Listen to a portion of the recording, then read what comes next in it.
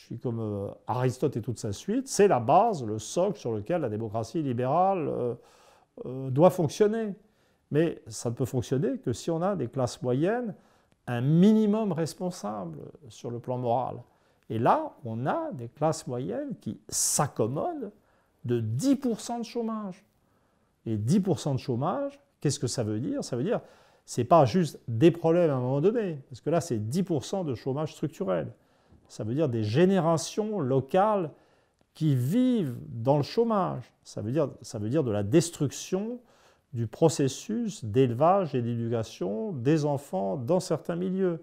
Donc c'est l'amorce d'un processus de désagrégation de la société française et de fragmentation, et on ne mesure pas les effets destructeurs en profondeur, parce que ça ne va pas être le chômage, 10% de chômage, ça ne va pas être un 10% réparti de façon égalitaire sur le territoire national.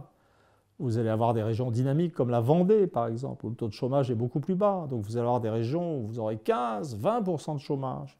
Et dans ces régions à 20% de chômage, ça va se cumuler à des problèmes de familles monoparentales dont la mère est au chômage et des choses comme ça.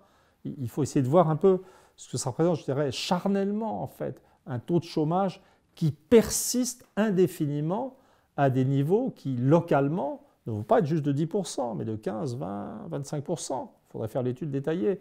Et ça va donner des poches, c'est des régions, des zones sociales qui, d'une certaine manière, sortent de la société française.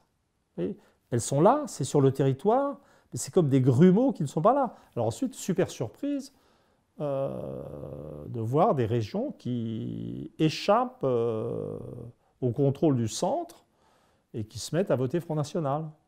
Ça me désespère.